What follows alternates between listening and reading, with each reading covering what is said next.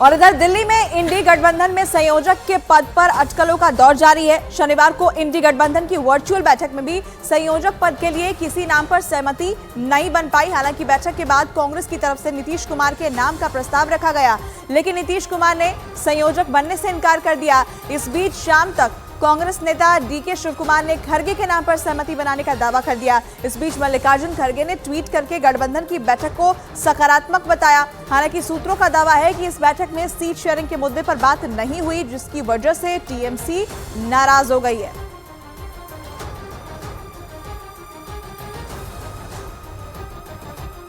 और उधर जेडीयू के महासचिव केसी त्यागी ने बड़ा दावा कर दिया है कि इंडी गठबंधन की बैठक में सभी दलों ने नीतीश कुमार को संयोजक बनाने का प्रस्ताव रखा था, लेकिन उन्होंने विनम्रता पूर्वक इसे अस्वीकार कर दिया है।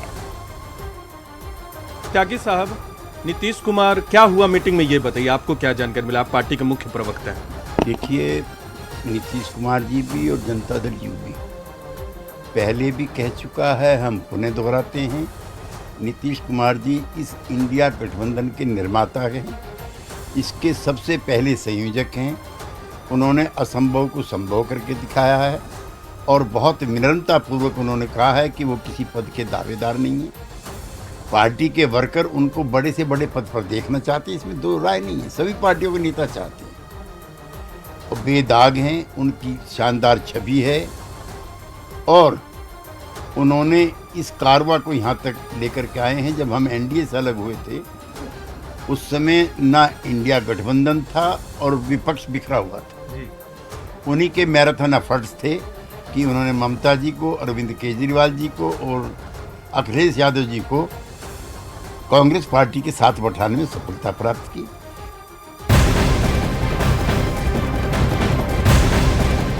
इस बीच एक और बड़ी जानकारी आपको दे दें। टीएमसी नेता अभिषेक बैनर्जी ने बंगाल में सीट शेयरिंग के मुद्दे पर कांग्रेस पर जोरदार हमला किया है। सोशल मीडिया प्लेटफॉर्म एक्स पर अपनी भड़ास निकालते हुए उन्होंने लिखा कि कांग्रेस जमीन पर फेल है, लेकिन सीट शेयरिंग को लेकर उसके सपने आसमान पर है। अभिषेक बैनर्जी ने दावा किया कि कांग्रेस को अपने क्षेत्र के ही वोट नहीं मिल रहे हैं। बंगाल के साथ साथ असम में भी टीएमसी का वोट शेयर कांग्रेस से ज्यादा है। अभिषेक बैनर्जी ने सोशल मीडिया प्लेटफॉर्म पर ये तमाम बातें लिखी है। कांग्रेस पर सीधा प्रहार उन्होंने सीट शेयरिंग के मुद्दे को लेकर किया। तो वहीं असम के मुख्यमंत्री हेमंत बिस्वा शर्मा ने इंडी गठबंधन पर निशाना साधते हुए कह दिया कि इंडी गठबंधन एक ओपेरा शॉप की तरह है, जिससे लोगों का मनोरंजन हो रहा है।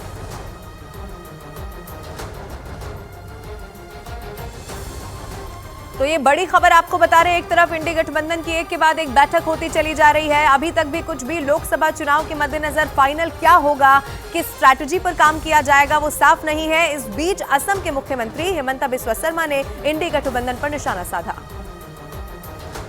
गठबंधन एक सॉप ओपेरा है और वो आपको एंटरटेनमेंट देते रहेगा। सुबह एक नाराज होगा, शाम को एक नाराज होगा। सास बहू जैसा जो सीरियल होते थे ना, ऐसा ही आपको हर दिन कुछ ना कुछ नाटक देखते ही रहेगा। और वो गठबंधन कोई ऑर्गेनिक गठबंधन नहीं है, कोई नीति का ऊपर ये गठबंधन नहीं है, खाली एक ही व्यक्ति का खिलाफ वाला गठबंधन है कि मोदी का खिलाफ करो। इसलिए वो गठबंधन का कोई वैल्यूज भी नहीं है, लॉन्ग टर्म कोई इम्पैक्ट भी नहीं है। ये लोग खाली जर्नलिस्ट लोगों को एंटरटेनमेंट करते रहेगा।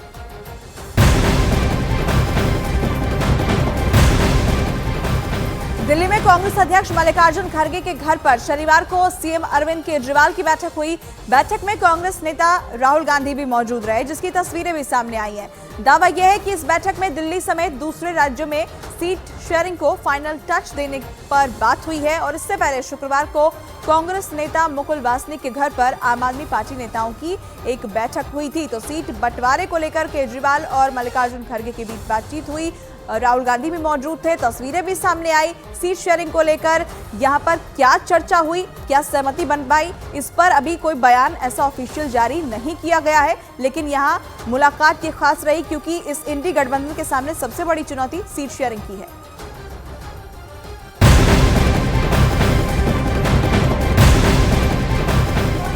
फ्रेंड्स, आपको बता दें पश्चिम बंगाल के पुरुलिया में 3 साधुओं की पिटाई मामले में पुलिस ने 12 लोगों को गिरफ्तार कर लिया है। पुरुलिया में साधुओं पर भीड़ ने हमला कर दिया था।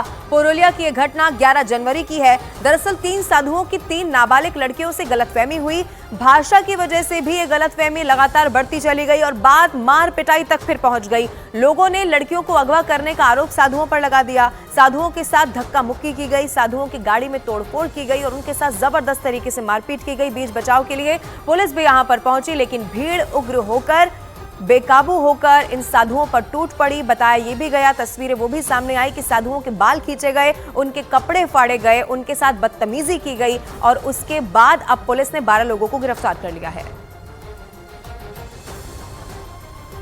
तो बंगाल में साधुओं के साथ मारपीट का एक नया वीडियो सामने आया है। बीजेपी नेता अमित मालवीय ने यह वीडियो ट्वीट किया है। बीजेपी ने ममता सरकार पर हमला बोलते हुए कहा कि कब साधुओं के साथ मारपीट करने वालों के खिलाफ एक्शन लेंगी। देखिए, ये वीडियो अमित मालवीय ने ट्वीट किया। 11 जनवरी की ये घटना बताई जा रही है जब साधुओं के साथ ये बदसलूकी की गई और ऐसे में इन तस्वीरों को शेयर करते हुए सवाल ममता सरकार से कि आखिर इस पर एक्शन कब होगा। हालांकि 3 साधुओं की पिटाई के मामले में आपको बता दें कि 12 लोगों की गिरफ्तारी अब हो चुकी है। बंगाल के पुरुलिया की यह घटना है और इसी बंगाल के पुरुलिया घटना के बाद बीजेपी ने टीएमसी पर हमला बोल दिया है। बीजेपी का कहना यह है कि पश्चिम बंगाल में राजनीतिक हिंसा ने एक नया आयाम ले लिया है।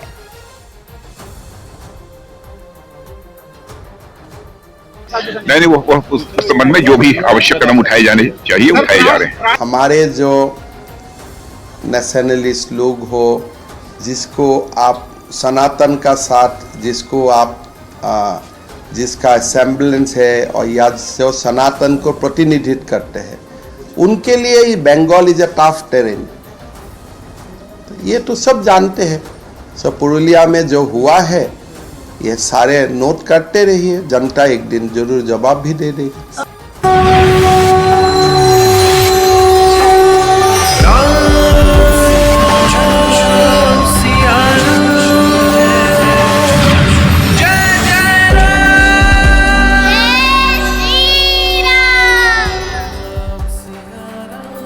आपको अब ये बता दें कि बीजेपी रामलला की प्राण प्रतिष्ठा से पहले 11 दिन तक विशेष अनुष्ठान करने वाली है। जी हां, बीजेपी आज से मंदिरों में साफ सफाई अभियान चलाएगी और अभियान को सफल बनाने के लिए बीजेपी के दिग्गज नेता भी इसमें शामिल होंगे। अयोध्या में CM Yogi Adityanath, deputy CM Keshav Prasad Maurya Lucknow के अलग अलग मंदिरों में साफ सफाई अभियान और दर्शन पूजन अभियान चलाएंगे। योगी सरकार के सभी मंत्री प्रभार वाले अपने जिलों में मौजूद रहेंगे और वहां के मंदिरों में साफ सफाई के लिए ये जो अभियान चलाया जा रहा है उसमें अपनी भागीदारी भी देंगे। ये अपील खुद प्रधानमंत्री की तरफ से की गई है, जिसके बाद आज से लेकर 22 जनवरी तक देश के तमाम मंदिरों में बीजेपी की तरफ से ये अभियान जारी रहेगा।